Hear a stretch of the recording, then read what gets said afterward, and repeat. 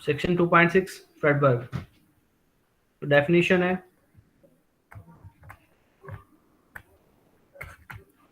let V and W the vector space over the same field F. Let V and W be two vector spaces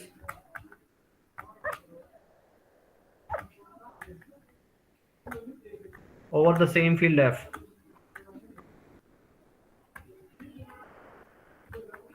ठीक है, उसके बाद हम क्या करेंगे,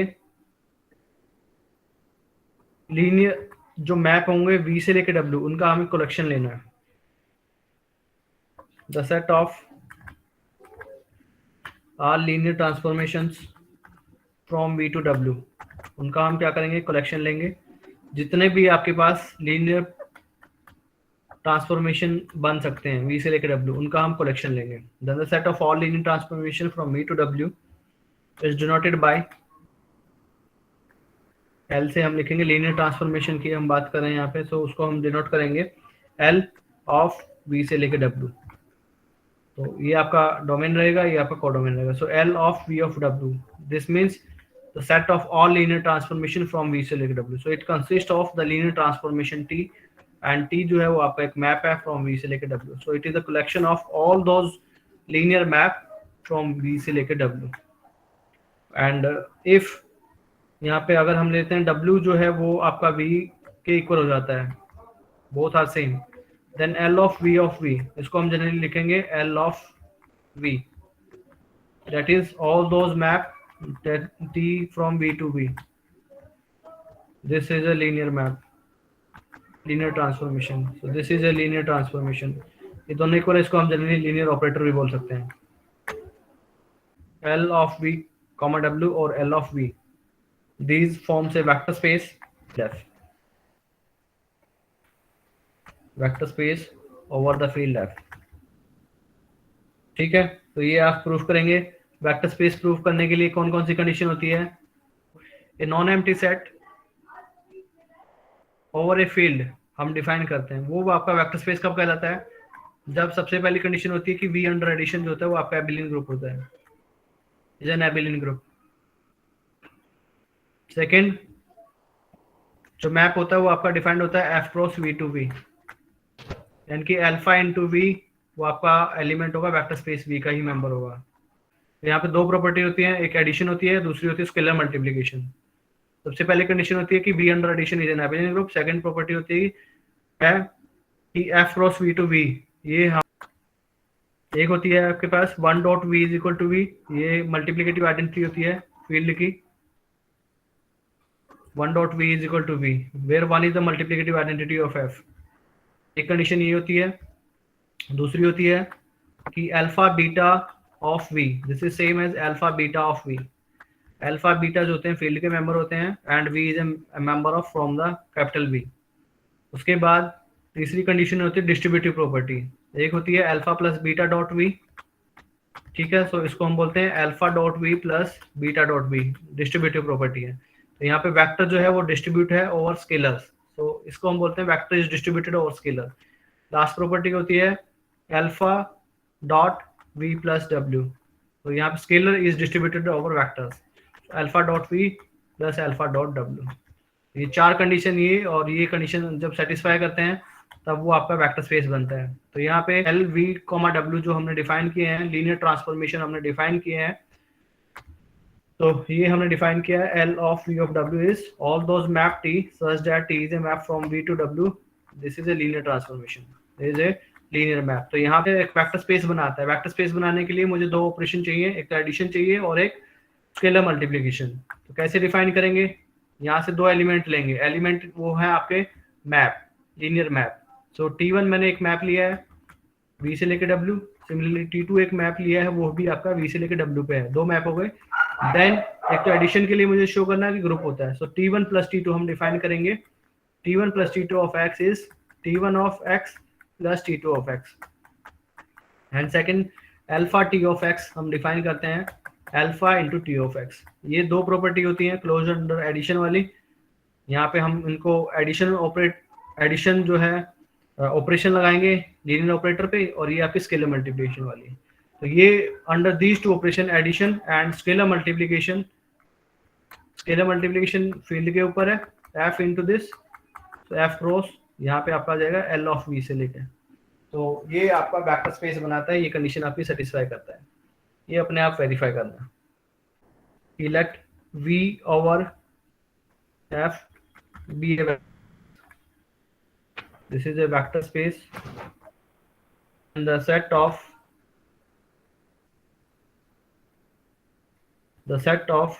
all linear functionals, then the set of all linear functionals. अब functional क्या होते हैं? फंक्शनल वे होते हैं जिनका जो डोमेन, जो कोडोमेन है वो आपका फील्ड होता है। यहाँ पे जो हमने लिया था L V comma W, W अब आपका यहाँ पे फील्ड रहेगा हमेशा, यानी कि it is a collection of the linear map और T from the vector space V से लेके फील्ड में, ये भी आपका वेक्टर स्पेस होता है। ठीक है, तो ऑल दोज मैप जो कि डोमेन जो है जिसका वेक्टर स्पेस वी है और उसकी जो वैल्यू आएगी टी अप्लाई करने के बाद वो आपकी फील्ड में वैल्यू आएगी, तो उनका कलेक्शन हमने लिया है L V comma F, means the collection of all linear map from the vector space V to F. Let V और F be a vector space, then the set of all linear functionals, this is a vector space, this is a vector space बनाता है over the field F is called the dual space.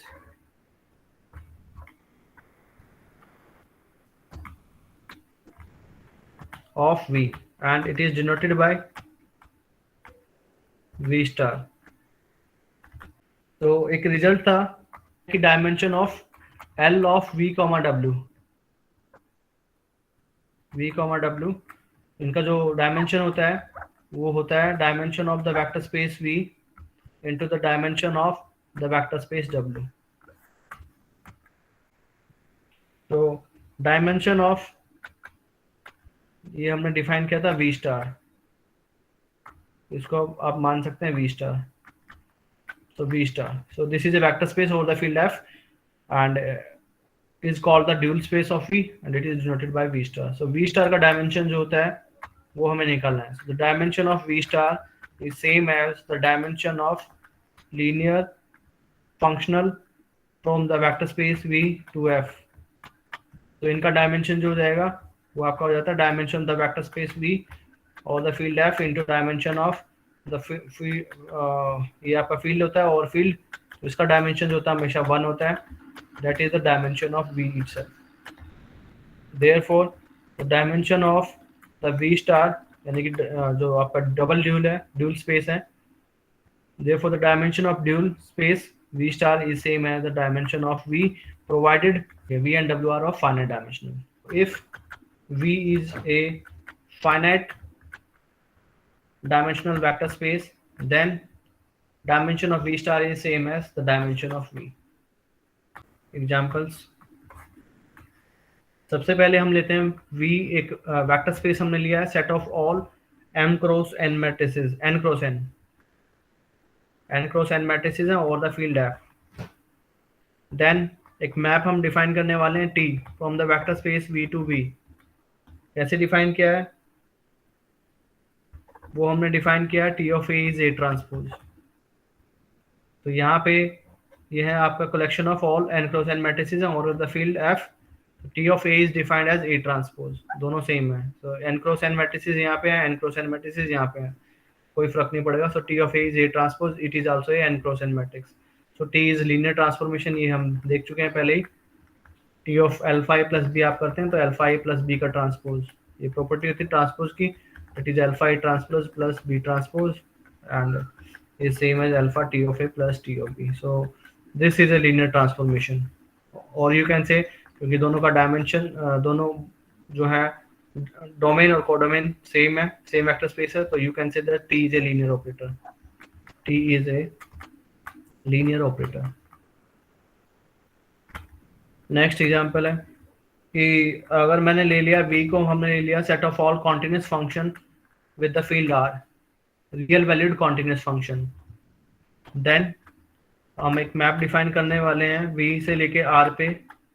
ये आपका field हो गया, तो field over field ये आपका R हो गया, जो हमने लास्ट क्लास में डिफाइन किया था। कॉन्टिन्यूस फंक्शन है, इंटीग्रेशन हम डिफाइन कर देते हैं, integrating a to b f of x dx, तो it will be a real quantity. ये मैंने यहाँ पे लिखा था पीछे कि अगर मैप डिफाइन किया हमने V से लेकर W, then this is called a linear transformation और linear map.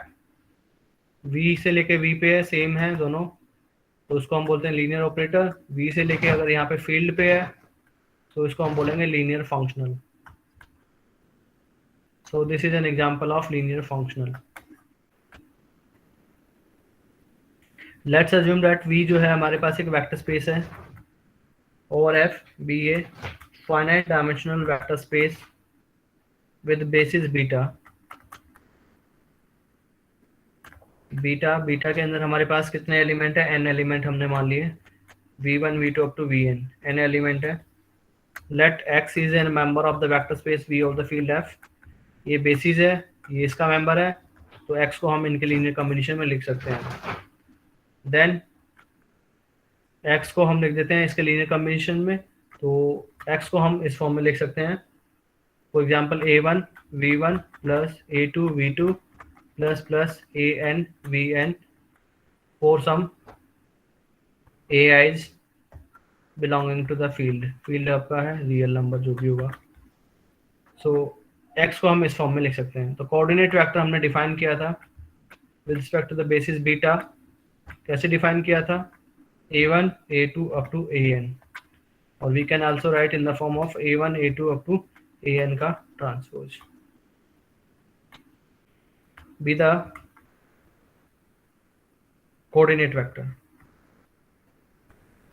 Coordinate vector of x with respect to the basis beta.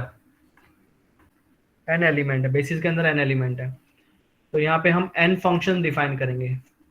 For each i की वैल्यू 1 2 3 अप टू n, हम एक मैप डिफाइन करेंगे fi, n के 1 के corresponding 1, 2 के corresponding 2। तो कैसे डिफाइन करेंगे, fi जो है हम मैप डिफाइन करेंगे वेक्टर स्पेस V से लेके फील्ड पे, गिवन बाय fi ऑफ अब x, क्योंकि x है यहाँ पे, fi of x is fi of x को अगर हम लिखते हैं a1 v1 plus a2 v2 plus plus an vn। ठीक है, तो जैसे यहाँ पे i कंपोनेंट है तो यहाँ पे भी i कंपोनेंट आएगा बीच में कहीं आपका ai vi। तो यहाँ पे i कंपोनेंट है, तो i जो आपका कंपोनेंट है वेक्टर बेसिस के अंदर, ऑर्डर्ड बेसिस के अंदर, उसका जो आपका कोऑर्डिनेट आया है स्केलर जो क्वांटिटी है उसके साथ इन्वॉल्व ai, उसको हम यहाँ पे लिख देंगे ai। तो ये आपका एक मैप डिफाइन हो जाएगा, linear map. That is for example अगर मैं f1 डिफाइन करूंगा तो f1 ऑफ x को अगर मैं बात करता हूँ तो f1 ऑफ x तो हम इसके साथ लिखेंगे, इस फॉर्म में हमने लिखना है, तो a1 v1 plus plus an vn। 1 लिखा है तो v1 का कंपोनेंट a1। f2 अगर हम लिखते हैं तो जो v2 है, v2 का कंपोनेंट वो आपके पास आ जाएगा a2।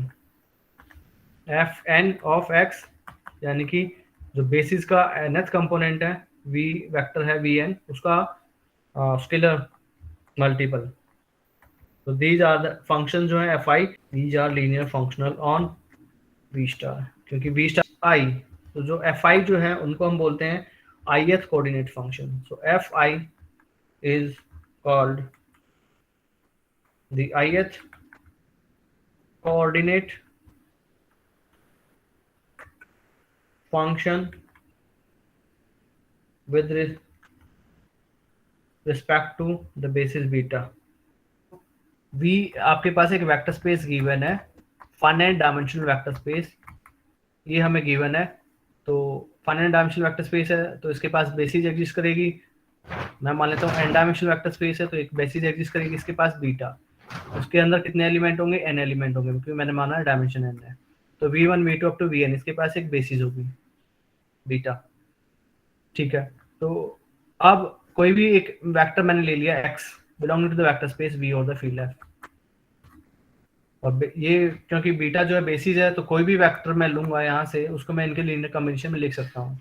तो मैं इसको इनके लीनियर कॉम्बिनेशन में लिखता हूँ। उसको मैं मान लेता हूँ मेरे पास स्केलर आएंगे a1 v1 प्लस का a2 v2 plus plus an vn। ये मैंने तो कोऑर्डिनेट वेक्टर हमने डिफाइन किया था। कैसे डिफाइन करेंगे अब with respect to the basis beta?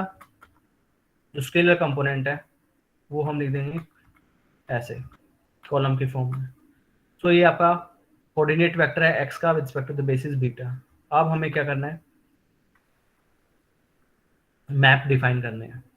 F I एक मैप डिफाइन करता हूँ f1। कैसे डिफाइन करेंगे? f1 ऑफ x, यानी कि f1 ऑफ ये क्वांटिटी है हमारे पास, तो ये 1 मीन्स 1 जो v1 का कोऑर्डिनेट है कंपोनेंट के साथ क्या मल्टीप्लाई a1 मल्टीप्लाइड है, तो हम क्या करेंगे a1 लिखेंगे।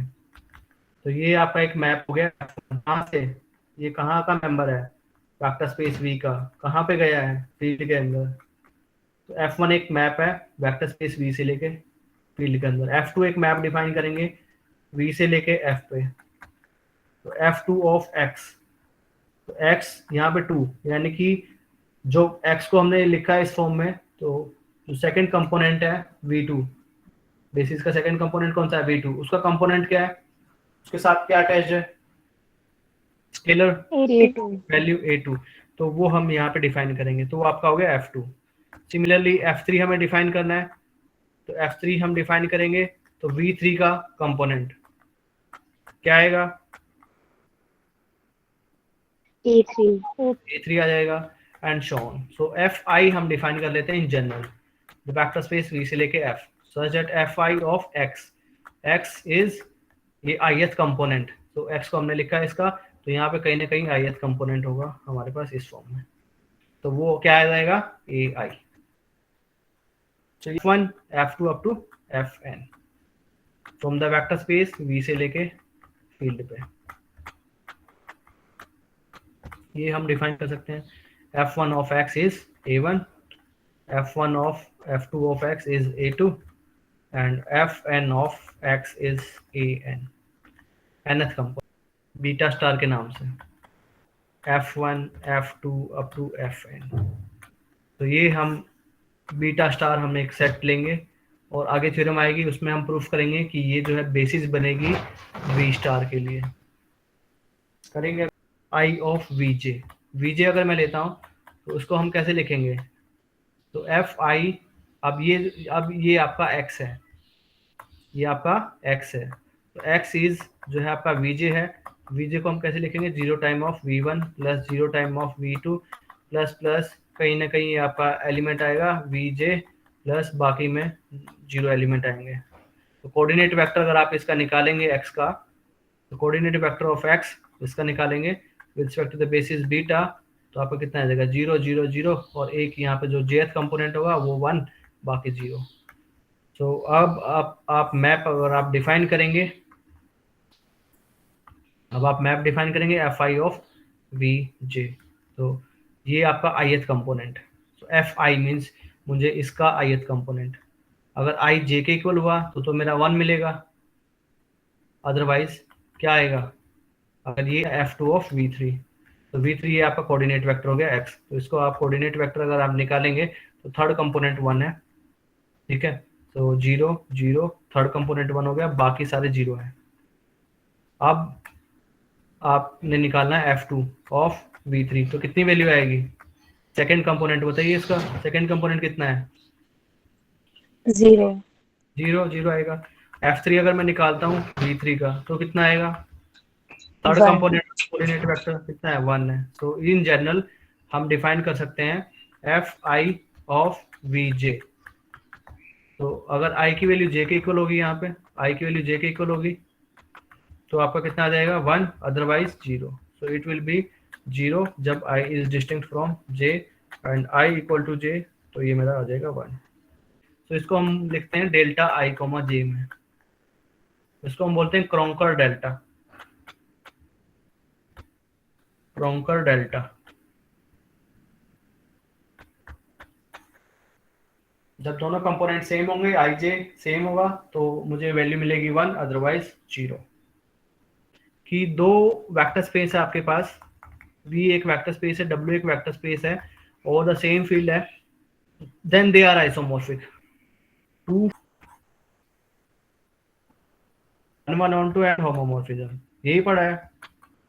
Yes, तो okay. ये होमोमॉर्फिज्म वाली कंडीशन, तो लीनियर मैप जो होते हैं from the vector space V से लेकर W, वो आपका आइसोमॉर्फिज्म कब कहलाता है? जब वो आपका 1 1 होगा ऑन टू होगा होमोमॉर्फिज्म। होमोमॉर्फिज्म वाली कंडीशन ये अपने आप सेटिस्फाई करता है। क्यों? क्योंकि डिफाइन ही हमने ऐसे किया है कि x plus Y is same as T of x plus T of Y, ये हमने डिफाइन ही ऐसे किया है। तो T is a linear map, अगर ये कंडीशन सेटिस्फाई करता है, ये वाली जो प्रॉपर्टी है वो आपकी होमोमॉर्फिज्म वाली ही है। तो आइसोमॉर्फिज्म जो एक मैप है from the vector space V से लेकर W, वो आपका आइसोमॉर्फिज्म कहलाएगा अगर वो आपका 1 1 एंड ऑन टू है। तो लीनियर, तो दो फाइनाइट डायमेंशनल वेक्टर स्पेस होते हैं वो आइसोमॉर्फिक होंगे if and only if they have same dimension. अभी मुझे इसका यूज करना है, इसलिए मैंने इसको बताया। मैंने जो है पढ़ा था कि L of V, W is the collection of all those linear map from V से लेकर W is a linear map, linear transformation. L of अगर मैं V से लेके F डिफाइन करता हूँ तो ये आपका हो जाएगा T फ्रॉम T से V से लेके फील्ड पे is a linear functional collection of all linear functional.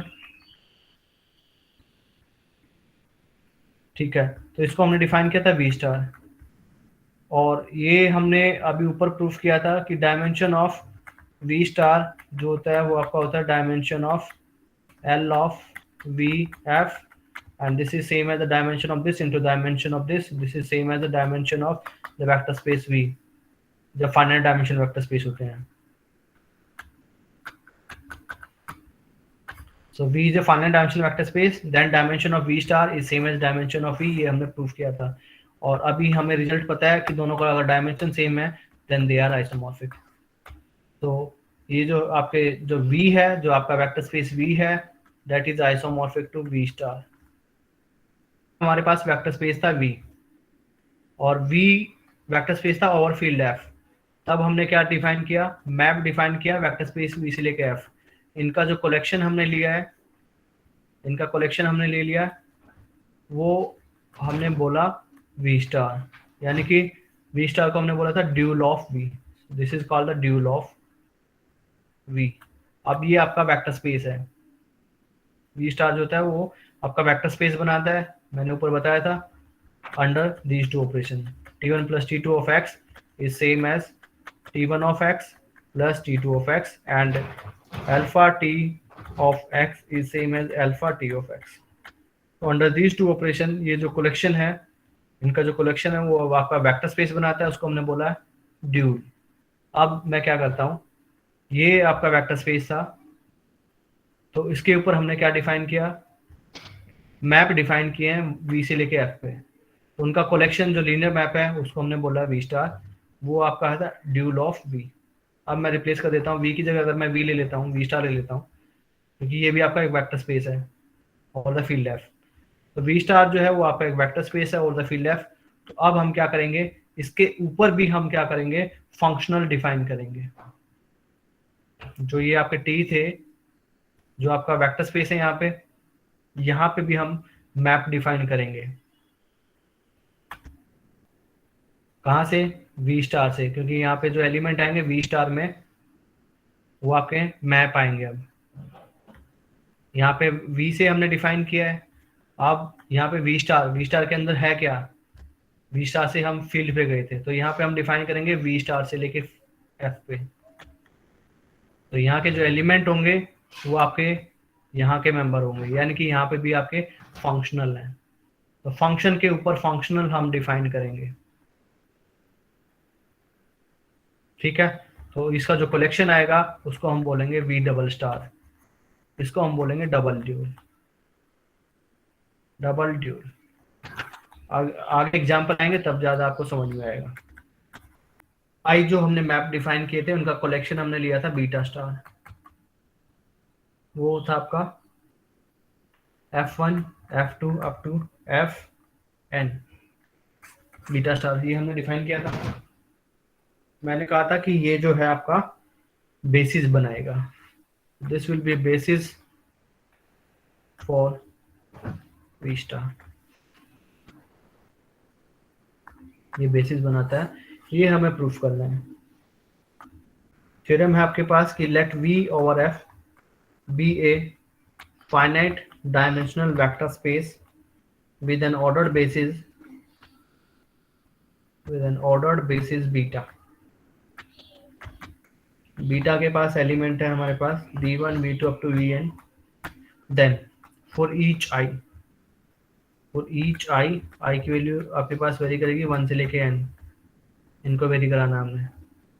For each आई की वैल्यू 1 से लेके n, लेट एफ आई, हमने मैप डिफाइन किया था x के कॉरस्पॉन्डिंग जो कोऑर्डिनेट वेक्टर हम निकालेंगे a1 a2 up to an, उसके कॉरस्पॉन्डिंग हमने मैप डिफाइन किया F I from vector space v to the field f such that fi of x is the ith component of the coordinate vector, so ith component ai हो जाएगा यहाँ पे ai। so ये जो हमने map define किए थे fi, इनका हम कलेक्शन लेंगे। so let fi be the ith coordinate function, ith coordinate function with respect to the basis beta, then इनका हमें क्या लेना, कलेक्शन लेना है। बीटा स्टार मैंने ले लिया fi1 f2 up to fn, तो ये हमारे पास n एलिमेंट आ गए, क्योंकि यहाँ पे बेसिस है, इसके अंदर n एलिमेंट है, बीटा स्टार के अंदर भी n एलिमेंट होंगे f1 f2 up to fn, क्योंकि अभी हमने लिखा था dimension of v is same as dimension of v star. तो यहाँ पे भी आपके बेसिस के अंदर जो आएंगे n एलिमेंट आएंगे, लेकिन यहाँ पे v स्टार क्या है, फंक्शनल है, तो यहाँ पे ये आपके फंक्शनल आएंगे। तो बीटा स्टार के अंदर हमने n फंक्शन ले लिए हैं, is this, so this is an ordered basis, this is an ordered basis of v star। के अंदर क्या है, लीनियर मैप थे, यही है। अगर मैं f मान लेता हूँ, f जो है हमारा एक फंक्शन है, फंक्शनल है v से लेके f, तो यहाँ पे कोई भी जो एलिमेंट होगा, क्योंकि ये बेसिस है तो ये लीनियरली इंडिपेंडेंट होगी, ये हमें शो करना है। एंड सेकंड थिंग कि ये वी स्टार को स्पैन करेगी, यानी कि spanning set of beta star is both the V star. इसका मतलब क्या है कि अगर मैं यहाँ से कोई फंक्शन लेता हूँ तो उनको मैं इनके लीनियर कॉम्बिनेशन में लिख सकता हूँ। क्योंकि एफ को हमें लिखना है summation F of V I into F I 1 से लेकर n, ये हमें शो करना है।